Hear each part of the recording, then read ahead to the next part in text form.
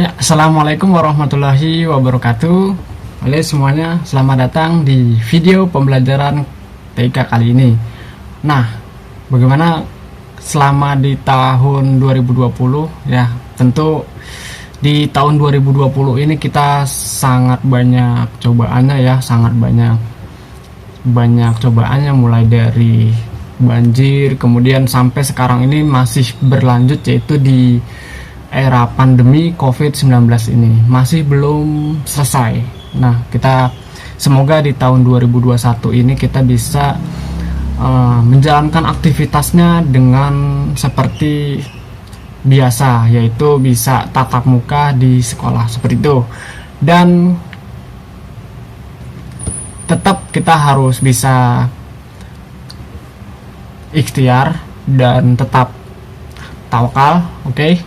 Dan semangat selalu dalam belajar, walaupun dalam kali ini kita tetap masih belajar dengan secara virtual, PJJ, pembelajaran jarak jauh, atau ada sebutannya BDR. BDR itu belajar dari rumah. Nah, kita harus tetap semangat, oke? Semangat. Nah, pada kali ini kita akan belajar, kita akan mencoba mengenal banyak software tentang pengolah gambar. Kalau kalian kan sudah paham betul lah, dari kelas 1, kelas 2 kalian sudah belajar tentang apa pengolah gambar yang kita pakai ya, Microsoft Paint. Nah, di Microsoft Paint ini sudah sepertinya sudah saya anggap kalian bisa mahir lah dalam penggunaan Microsoft Paint ini. Nah, oke. Nah, kali ini kita coba mengenal, sebenarnya tidak hanya Paint saja, jangan terpaku hanya Paint. Kalian kalau misalnya punya software yang lain, atau setidaknya punya pengetahuan bahwa ternyata untuk menggambar di komputer atau di laptop itu tidak hanya Paint, tapi bisa banyak macamnya. Bahkan ya, nanti kita akan belajar. Oke. Nah, yang pertama tentunya kalian sudah tahu, ini adalah Microsoft Paint. Ada sedikit penjelasan. Di sini banyak kata-kata ya, tapi cukup saya berikan pemahaman dengan simple. Yang intinya adalah di Microsoft Paint ini editor grafis raster sederhana. Maksudnya apa sih?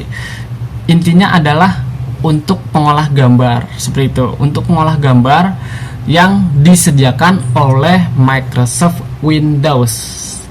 Kalian tahu apa itu Windows? Ya, Microsoft Windows itu yang ada di laptop kalian, sebuah sistem operasi seperti itu. Jadi perusahaan yang membuat Paint ini adalah Microsoft seperti itu. Jadi perusahaan yang membuat software atau aplikasi yang kita sebut. Sebenarnya aplikasi itu untuk HP, kalau software untuk PC, komputer atau laptop. Jadi lebih tepatnya kita sebut software Paint ini itu dibuat oleh Microsoft, perusahaan Microsoft. Nah, program atau software ini bisa membuka dan menyimpan file dalam format bitmap, JPEG, GIF, PNG. Kan kadang kita sering dengar tuh, kalau misalnya kalau kalian pernah dengar suruh upload dalam bentuk JPG, di-upload fotonya dalam bentuk JPEG, atau di-upload gambarnya dalam bentuk PNG. Apa sih itu semua? Itu adalah format gambarnya. Itu untuk pembahasan lebih lanjut nanti kita tidak akan bahas ini. Kita hanya fokus kepada pengenalan softwarenya apa saja seperti itu ya. Di sini ada banyak ya, ada macamnya. Contohnya, maksudnya apa sih? Kita bisa ketahuan dari JPEG, GIF, PNG bagaimana biasanya ada di belakangnya. Misalnya ada misalnya folder fotonya itu namanya 123 titik, di situ ada JPG. Nah, itu adalah format JPG berarti. Nanti kita akan bahas ini mungkin di pertemuan berikutnya saja ya. Oke, kemudian program Paint ini bisa punya mode warna hitam putih atau mode yang skala abu-abu. Sebenarnya ini hanya tambahan aja. Oke. Dan yang selanjutnya, ada yang sudah tahu? Oke, ini adalah software pengolah gambar yang bernama Photoshop.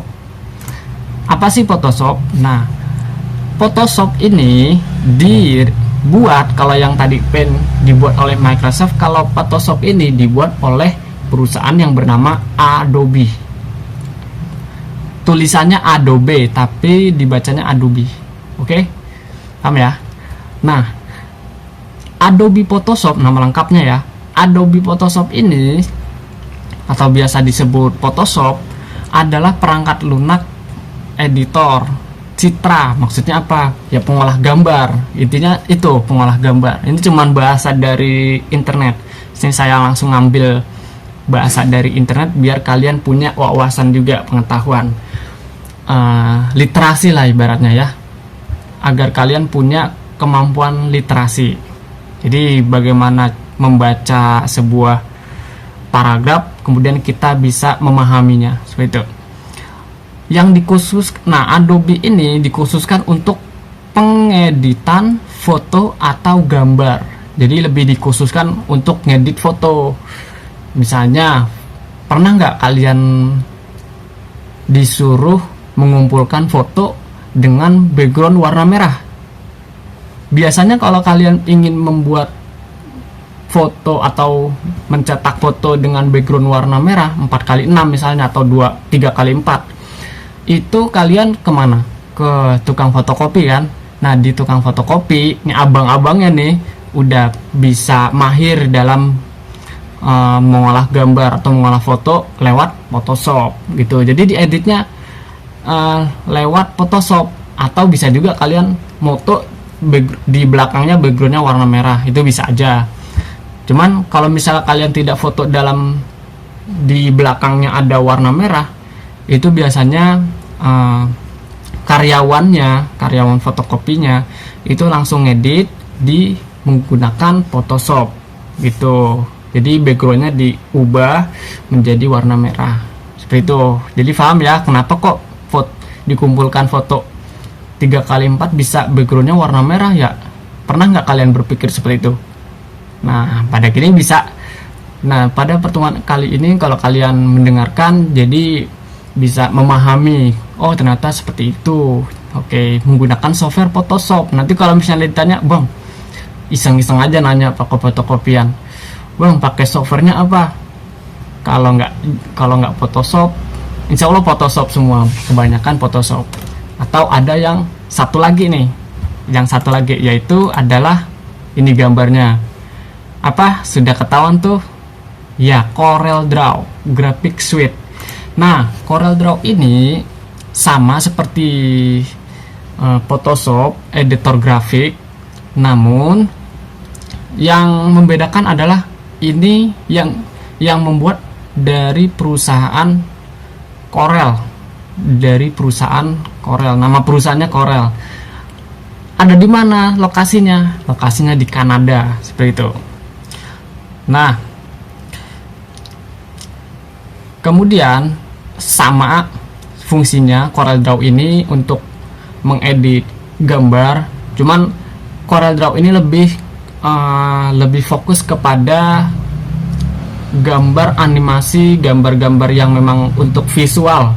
Contohnya, kalian pernah nggak ngeliat background banner? Ada yang tahu banner? Banner itu yang kalau kalian ada acara terus di belakangnya ada tulisan, misalnya ada tulisan selamat wisuda, atau tulisan ya macam-macam, selamat datang. Nah, itu ngeditnya bisa icon-icon yang tampil di situ untuk menghiasnya bisa menggunakan CorelDRAW. Bisa juga memang di Photoshop, tapi CorelDRAW lebih memfokuskan kepada grafik vektor.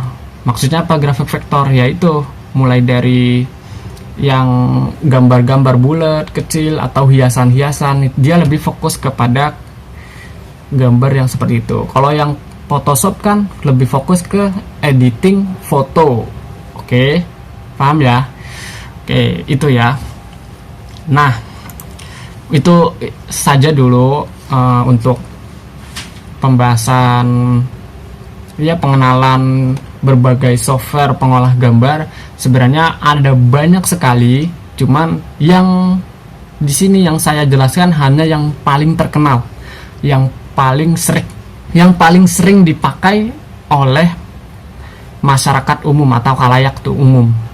Oke, coba kalau kalian bisa tahu ada software pengolah gambar yang lain, software yang sejenis fungsinya, bisa kalian tulis aja di kolom komentar. Nanti akan Bapak lihat, Bapak koreksi apakah benar seperti itu. Coba kalian tulis ya di kolom komentar kalau kalian tahu. Mungkin itu saja pembahasan kali ini, semoga bermanfaat. Video kali ini tidak panjang-panjang, hanya sekitar 10 menit lebih dikit lah. Cukup kali ini. Semangat terus dan tetap jaga kesehatan dan tetap patuhi protokol kesehatan 3M. Jadi jangan sampai keluar rumah tanpa menggunakan masker. Jadi harus menggunakan masker, sering mencuci tangan, dan juga menjaga kesehatan. Oke, semangat selalu dari saya. Wassalamualaikum warahmatullahi wabarakatuh. Semangat.